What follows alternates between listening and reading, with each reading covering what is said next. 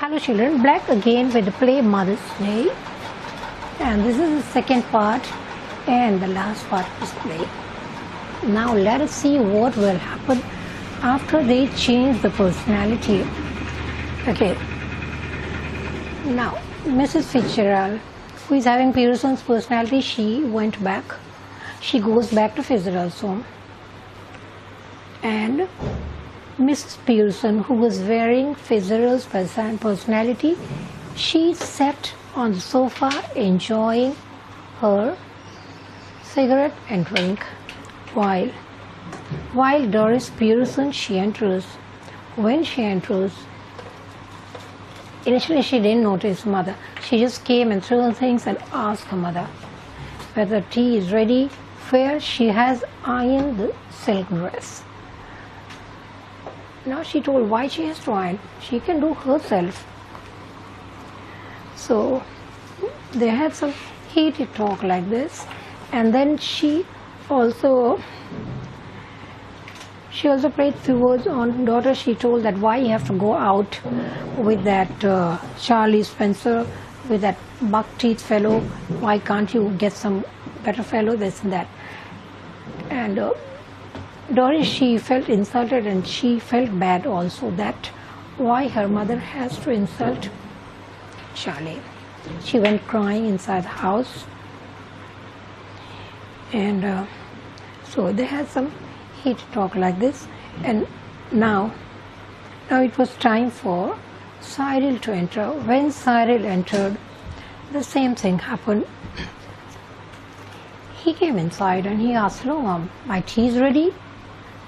"No, why not? You can make it yourself." And she told, I had mine share already. Now, if you want yours, you can make it yourself. So, even he was surprised. He was surprised because he never saw her. He never saw his mother in this way. Okay. So after that, Doris and Cyril, both brothers and sisters, they exchanged some talk. They were surprised, and they were thinking, why, what has happened to mother? She had never been like this before. And they were just talking to themselves about the things, about the behavior, about the change of behavior they noticed in mother. They told that why she was having the drink, why she was this, why she was that, and she never talked in such careless manner. So even they were thinking whether she had a knock on the head, that's why she has lost her sense. They even were assuming that she must have knocked her head somewhere and lost her sense. That's why she is talking in such an eccentric manner, according to them. But both of them giggled together, and they told, wait, now it's time for father to come.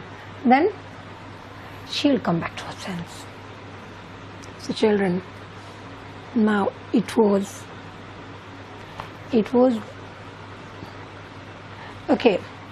There's some heat talk also, like when we come to one point, Doris, she says that we come back home tired after working 8 hours. Cyril also says that we work 8 hours a day and come back home to find all these things. Then Mrs. Pearson, she says 8 hours a day. Okay, then she says, I have completed my 8 hours in that way. If after coming back home doing 8 hours of work, you want to relax, then I have done my share of 8 hours. So now it's my turn to relax, and why you were surprised. So more or less children, they were alarmed because they did not expect, they have never seen this thing in the house. And she told also, the children asked, okay, in case you have done your share of 8 hours, it means what about Saturday and Sunday? Because we have Saturday and Sunday off. So they were just cutting a joke on mother. So jokingly they asked that, okay, then what was Saturday and Sunday? Do you want that day off also? Then she told, okay, I might, but I will not take that day off, but I won't do full day of work. I will just do you a favor, and that of cooking some supper, making bed, doing some work here and then some light work. But that too only if you request me. If you ask me as a favor, then only I will do that. And means you should be obliged for that. You should be thankful for my work, then only I will do that favor to you. Then humorously they ask, okay, Doris asks, then would you go for a weekend also perhaps? Then she said, of course, why not? Day after day, week after week, I'm also fed up, stuck here. If you can go out for the weekend, why not me? I can go out also. So finally they were just thinking that, okay, just let's see, Father will be coming.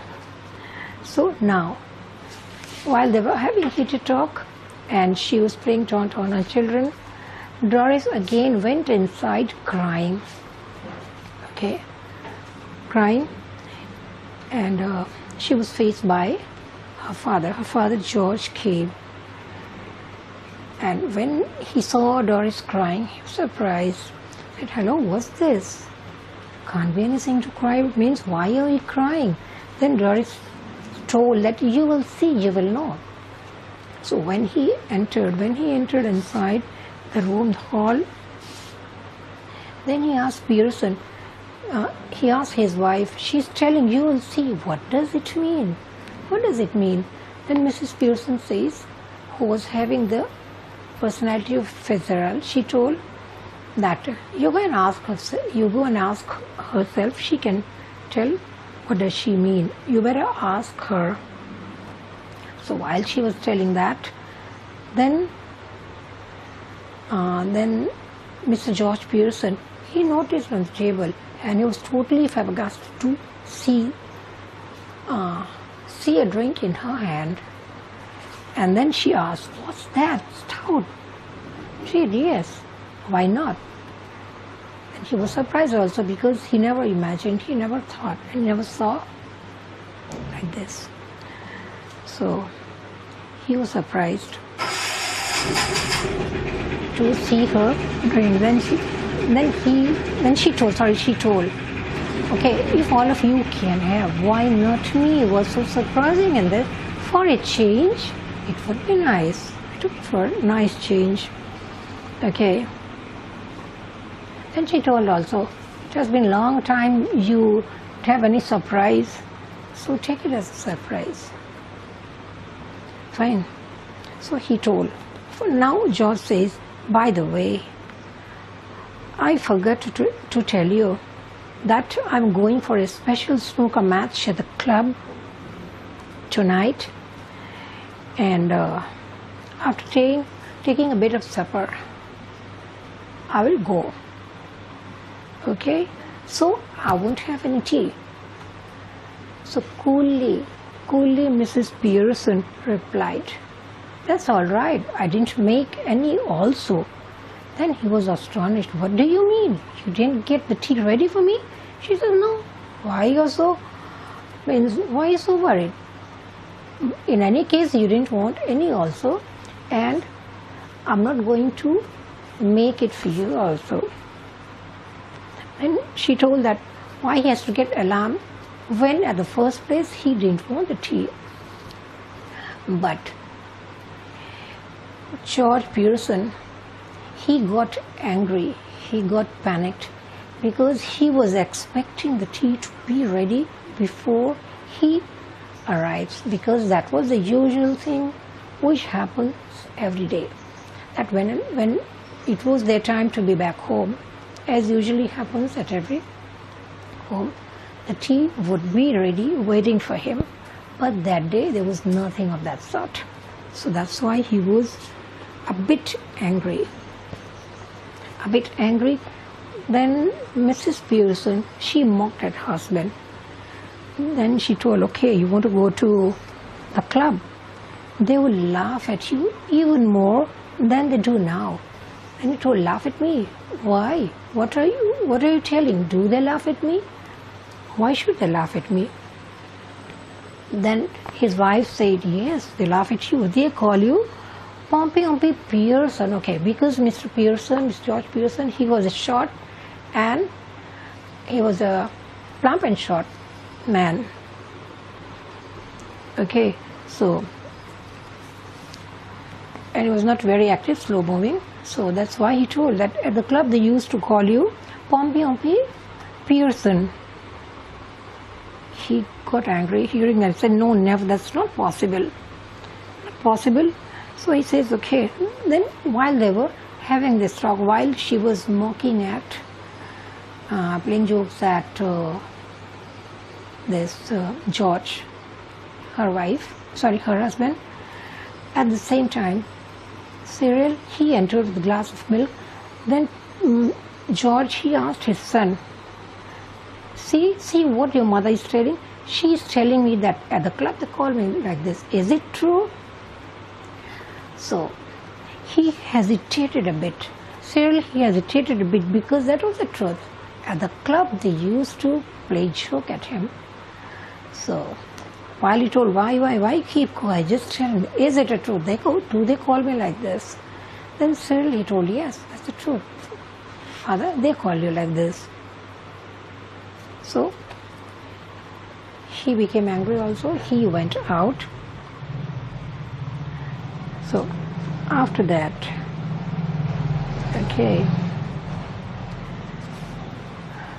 Cyril was telling his mother also that you shouldn't have told like this to father because he got hurt. But he says, okay, it doesn't matter. The truth is the truth. He should know it. That people don't respect him at the club. They make fun of him. Okay. As he was talking to his mother, there was a sharp knock at the door. Okay. There was a sharp knock at the door. Then Cyril told, maybe somebody is for me, I will see. But as he opened the door, who was there? Mrs. Fitzgerald. But children, as you remember, they had interchanged the personality. Now Mrs. Fitzgerald, who was standing at the door, she was wearing the personality of Mrs. Pearson, that is their mother. But nobody knew that except those two ladies. So now Mrs. Pearson, the actual one, okay, actual one who was in the body of Mrs. Fitzgerald, she was at Fitzgerald's house, but all the while she was very, very much restless because she was worried what must be happening at my house, what chaos all must be created there, what Mrs. Fitzgerald must have told them. She must have made them upset and angry, this and that. So she came back to her own house. Okay, she came back there to see how all must be going there. So she came there. The children didn't like her. And she went to Mrs. Pearson. The children left the place, and at one instance, she unknowingly called him George. Means Mrs. Fitzgerald, who was staying in Mrs. Pearson's house as Mrs. Pearson.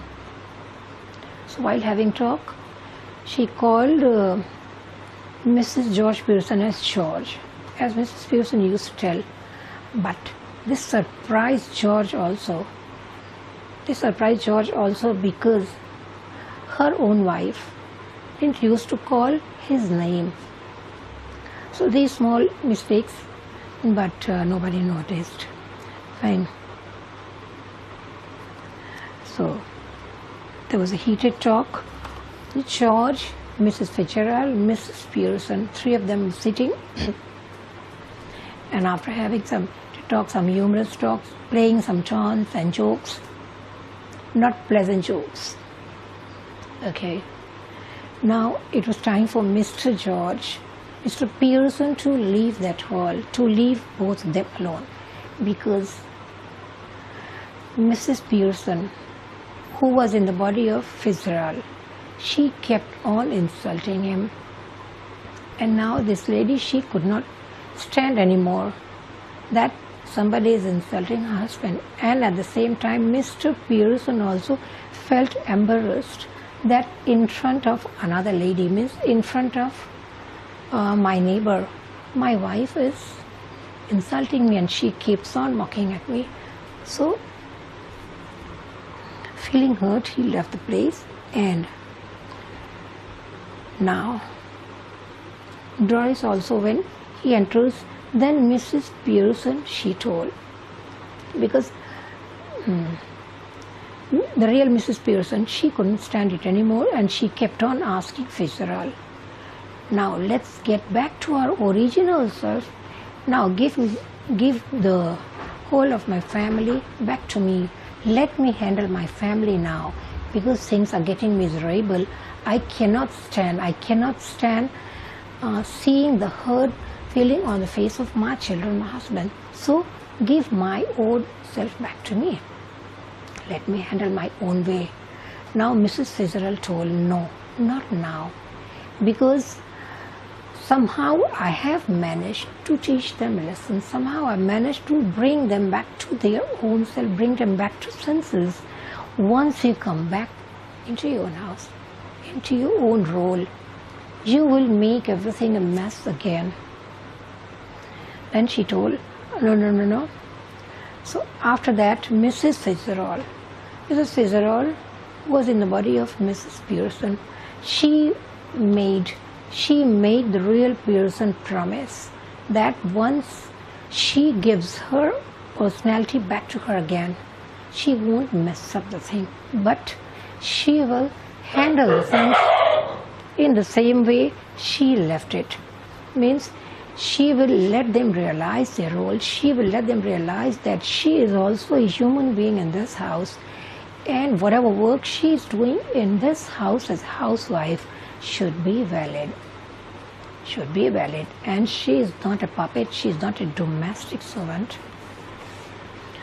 So Pearson, she says, okay, I will remember that. I'll remember that. Then she told the children that I want to talk to Mrs. Fitzgerald. I have some personal talk. I want to talk to her alone. So would you just leave us alone for some time? They closed the door. She did the same thing back again. She asked Mrs. Pearson to give her hands. She held her hands in her hand and she recited the same magical words, and after that, both of them, they became laxed, and after being laxed, they became fresh and back again in their normal, in their original personality. Now the body of Mrs. Fitzgerald got back the personality of Fitzgerald, and Mrs. Pearson, she became her own original self. Now she was happy. While she was happy, Mrs. Fitzgerald, she told, promise me one thing. You will be, you will keep hold of everything. And as I taught you, let them handle things, let them do things themselves. So Mrs. Pearson, she told, okay, I'll remember that. Okay, and then Fitzgerald told, promise me you won't be soft with them again. Otherwise everything will be wasted. She told, okay, I will remember that. I'll remember everything. So, and she was happy. She was happy that now she got back hold of her own family again. Okay. So now she asked, Fitzgerald asked, now what do you want me? Now tell me, what do you want them to do? Because today nobody had gone out. The children, as they usually used to do, going out. Today everybody is home. till now. So now what do you want? What is your wish from them? Then Pearson told that I want them to stay home. She says, okay, fine, but remember that. Then she told, what else do you wish? And she told, I wish to have the supper made by children. Then Fitzgerald told, okay, fine, but remember that and be stern. Don't forget that and don't become loose again. Don't become soft again with their wishes. So when the door is open, the children, they came. Okay, children came and they looked at the mother. Now, mother, Mrs. Pearson, she smiled back at children. Okay, she smiled back at children. By that time, after seeing that role played by the personality of Fitzgerald, the children, they were a bit nervous. Mr. Pearson also was a bit nervous to see his wife like that. So all of them, they were sitting, but when Mrs. Pearson entered in the group, she smiled at them. Seeing Mrs. Pearson smiling, seeing their mother smiling, the children, they became relieved and they smiled back at their mother. Now Mrs. Pearson asked, okay, she asked that what do you want us to do? What do you want us to do? What should we do now? Now Mrs. Pearson, she told that while all of you are at home now, let us all stay back here. I want all of you to stay home today, and while you are home today, I want a nice family rummy game with you, because that's what she wanted. She told that she hasn't played card for a long time along with her family. So she told, I want all of us to have a nice family game of rummy together. So the children told, okay, done. We agree with that. And even George says, okay, fine, that would be good. So now she told that one more thing. I want to have a talk with father, so we can just talk for some time. And while I talk with him, Doris and Cyril, I want you to cook the dinner today, cook the supper for the family today. Even that was agreed. Now while Mrs. Fitzgerald was leaving the house, she looked at Mrs. Pearson with small hint that, okay, don't forget what I told you. Don't be soft. Don't go back to your old way again. If they are ready to listen to you, let them realize, let them listen, so they can value you as a mother, as a wife. So that was in her look. That's the way Fitzgerald looked at Pearson. That promised me, okay. And Pearson, she looked and promised, and both of them, they smiled together. And Mrs. Fitzgerald, she left the home. So children, that was the happy ending of Mother's Day, the beautiful play which we studied together today. So give it a read, a beautiful read, just a matter of 1 hour, and you will enjoy this. And with the end of this chapter, just remember one thing, even though the housewives, they do not earn, but their work should be valued as a mother, as a wife. They should get the respect they owe. So a mother, a woman is also a human being just like any of us. Right? So have a good day, children. Bye for today.